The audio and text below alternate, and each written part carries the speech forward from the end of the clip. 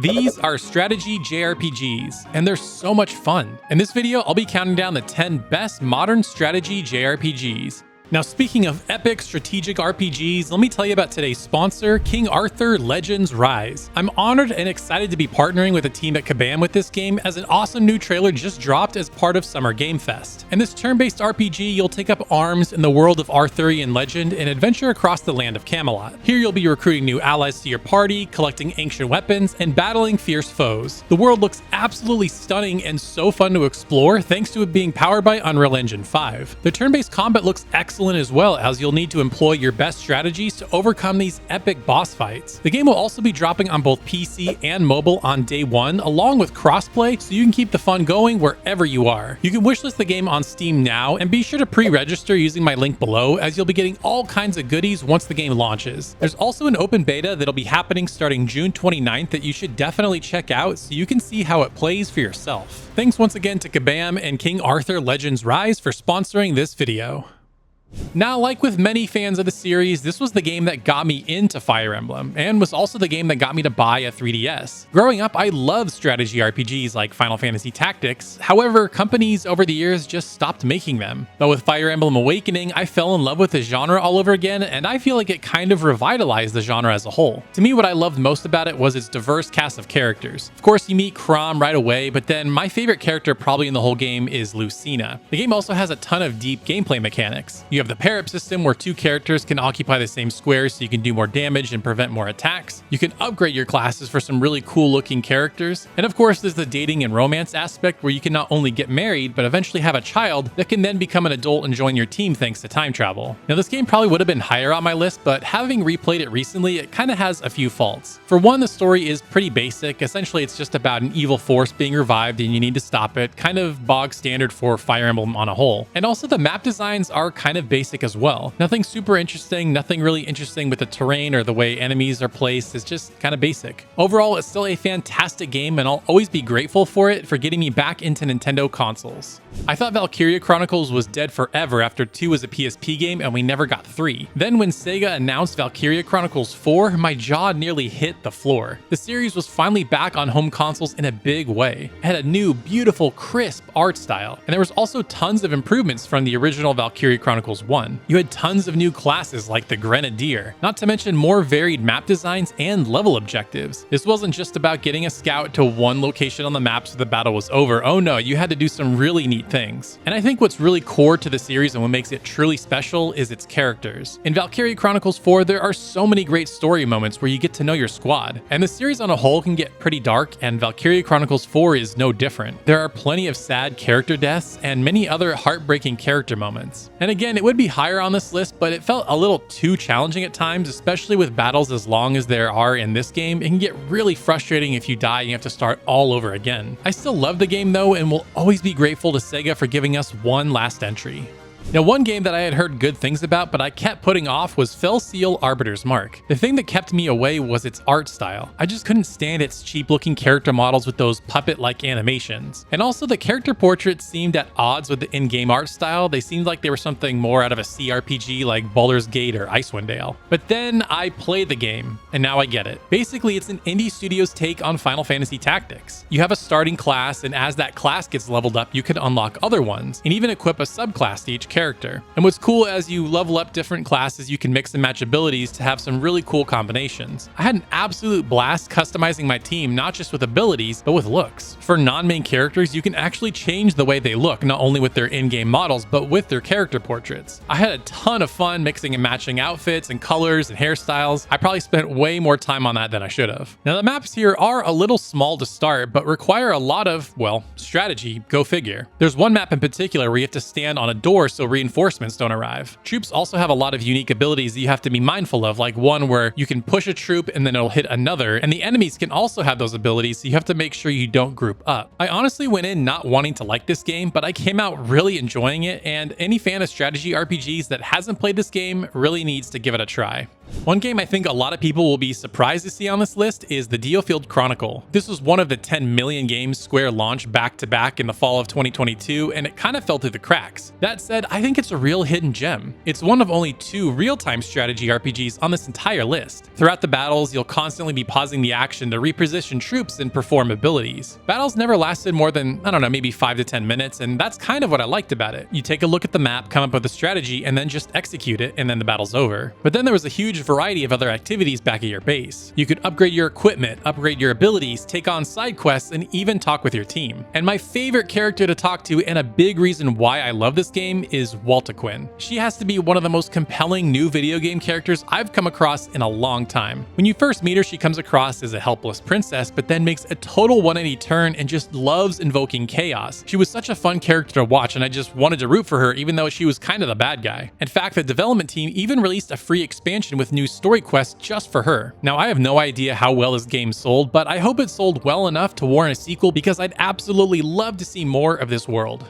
I genuinely don't know why Dark Deity isn't more popular or well-loved because I think it's absolutely fantastic. It's very obviously inspired by the Game Boy Advance era Fire Emblem titles, and to me that's a good thing. You have character sprites representing characters that move around on the map, and then when you attack, or vice versa when the enemy attacks you, it brings up that classic Fire Emblem screen and you'll be able to dish out damage. To me, Dark Deity's greatest strength is its map design. They're also thoughtfully planned out and keep you at the edge of your seat until the battle's over. At least it did for me. The UI also does an excellent job of giving you all the information you'd need to execute your actions, from showing movement ranges, whether your attack will be weak or strong, and which character class each character is. I also love how streamlined its weapon upgrading system is. Basically, each character has only 4 weapons, and so they have different functions like hit percentage, crit percentage, or just straight up damage. And so you only have to focus on upgrading them instead of messing around with a bunch of different equipment. To me, it makes it all about the gameplay, and I actually really preferred this. The story wasn't that great, or the game probably would have been much higher on this list. Now, initially I reviewed it on PC, but since it's come out on Nintendo Switch, so if you love classic Fire Emblem, you absolutely need to check this out.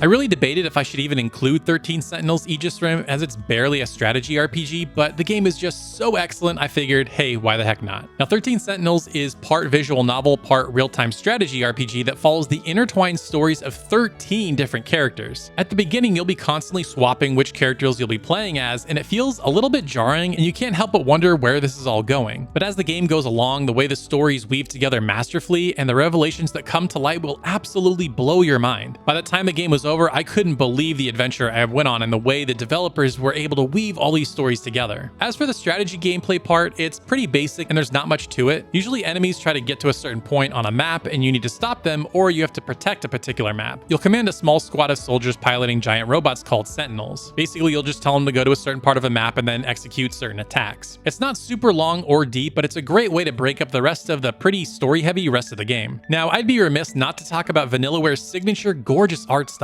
It's very unique, painterly, and has a really cool animation style to boot. This is hands down the studio's best looking game yet, in my opinion. To say any more would really risk spoiling the game, so if you haven't experienced it for yourself, you absolutely should. It's hands down one of the most gripping, compelling stories in gaming.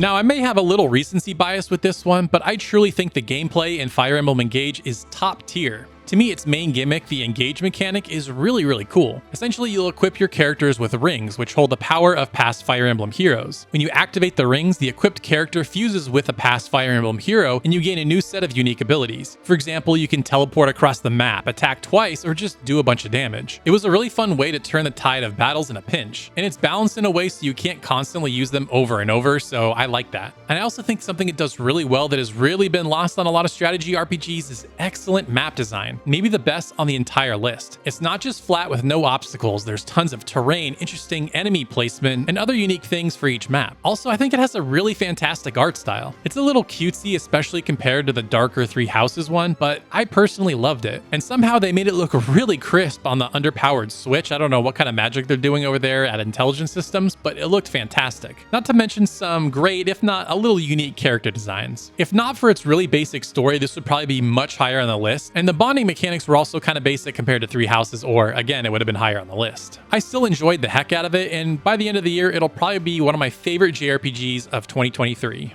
The original Valkyria Chronicles is such an underrated masterpiece in pretty much every way. It has such a gorgeous watercolor anime art style and is hands down one of PS3's best looking games. It also has a compelling story that has a really unique perspective on war. You'll get invested right away with the main characters Alicia and Welkin as their town gets destroyed. There's also moments where you share some sad yet tender moments with the enemies. And when party members die, it's truly heartbreaking. And I'm not gonna lie, I cried several times through my time playing this game. And what I really applaud Valkyria Chronicles for is creating a kind of a brand new strategy RPG. It's this mix of real-time yet turn-based hybrid. Each character does have their own turn where they have a limited range of movement and then they take their actions. But what's interesting is when you attack, you have to actually aim your gun down the sights. There's no mysterious die roll hit percentage. Although there are still hit percentages, it's not quite the same way. You do have much more control over it. Now, I'm gonna go out on a limb here and say this is one of the 5 most underrated franchises in all of gaming. It's so good and more people need to play it, especially the original Valkyria Chronicles.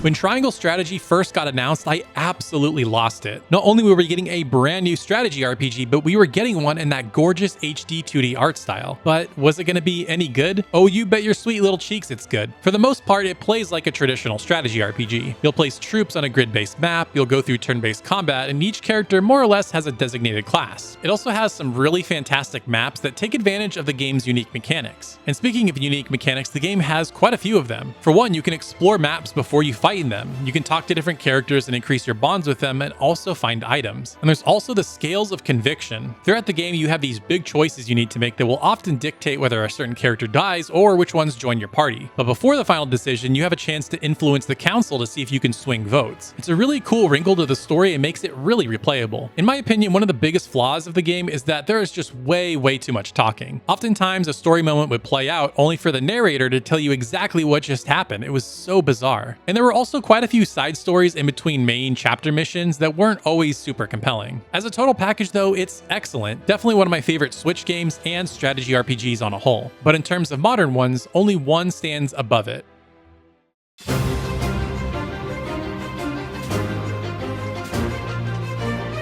I went back and forth quite a few times as to which game I wanted to put as number 1, but at the end of the day, it had to be Fire Emblem Three Houses. This was the franchise's return to home console after a long hiatus, and it was a glorious one. The game pretty much had it all. 3 different story routes to choose from, giving it tons of replayability. An immense school setting where you could spend tons of free time in between story battles doing a huge variety of activities. A great unique art style and deep gameplay mechanics that included things like battalions where each character could kind of have a small group of troops with them, as well as gambits that gave characters unique abilities. Those 2 things kind of gave the battles a grander scale feeling than ever before. Then the game totally flips on its head about halfway through the game in a way that I won't spoil here, but if you've played through Three Houses, you know what I mean. Now, normally I don't care about stories in strategy RPGs. To me, they're a little too broad, too political, or hard to actually feel the ramifications as the player, the boots on the ground soldier. But in Three Houses, you really felt it. And I think why is because you spent so much time with your students in between story battles, whether it was just hanging out, having a meal, having tea, or whatever it was, and then you'd actually go to battle with them. To me, it made all the story moments feel much more personal. Simply put, it's the best modern strategy RPG, and I loved every second of it. Now, if you want to hear about the best modern action JRPGs, make sure you check out this video right here. And special thanks to Reset Switch, Tyler Kuzawa, and the Miyazaki Man for supporting me over on Patreon. To get exclusive videos and other cool perks, consider supporting me over on patreon.com/thegaming shelf. Thank you so much for watching, and we'll see you next time.